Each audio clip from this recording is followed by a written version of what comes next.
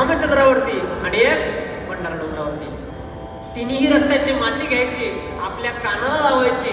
ज्या मातीतून विठ्ठल विठ्ठल असं नाव येईल समजायचं आज तुकोबराय भंडारा डोंगरावरती गेले, आज तुकोबराय भामचंद्रावरती गेले, आज तुकोबराय डोंगरेश्वरावरती गेले. बरोबर नाही?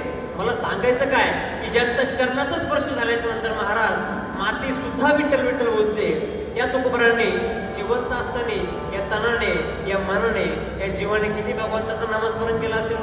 बरोबर की नाही? ज्यांचा चरणाचा स्पर्श झाल्याच्या नंतर माती सुद्धा विठ्ठल विठ्ठल बोलावी, या तुकोबरांनी किती नामस्मरण केलं असेल. बरोबर की नाही? एवढंच नाही, जनाबाईंच्या गौऱ्या विठ्ठल विठ्ठल बोलल्या महाराज, आपले तोंड विठ्ठल विठ्ठल बोलत नाही. एकांताच्या गोष्टी. बरोबर की नाही? नामस्मरण केलं पाहिजे. जनाबाईच्या गौऱ्या विठ्ठल विठ्ठल बोलल्या. एवढंच नाही, ऐका, मंगळगडाची भिंत पडली. माझ्या भगवंताने नामदेवरांना सांगितलं, नामदेवराय जा आणि माझ्या चोकोबरांची हाडी घेऊन या.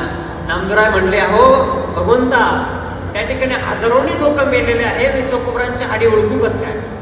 भगवंत म्हणले, नामदेवा जा, तिथं जायचं, एक एक हाड उचलायचं, आपल्या कानाला लावायचं. अहो ज्या हाडातून विठ्ठल विठ्ठल नाव येईल समजायचं ती हाड माझ्या चोकोबरांचे, ती हाड माझ्या चोकोबरांचे.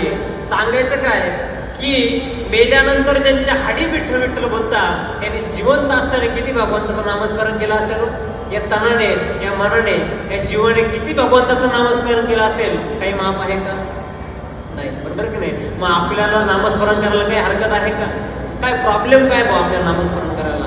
केलं पाहिजे महाराज. जीवनात आल्याच्या नंतर आपलं खरं हित कशामध्ये असेल तर भगवत प्राप्तीमध्ये आपलं खरं हित आहे हे आपल्याला कळालं पाहिजे. आम्ही सांगू फार बेजार झालो.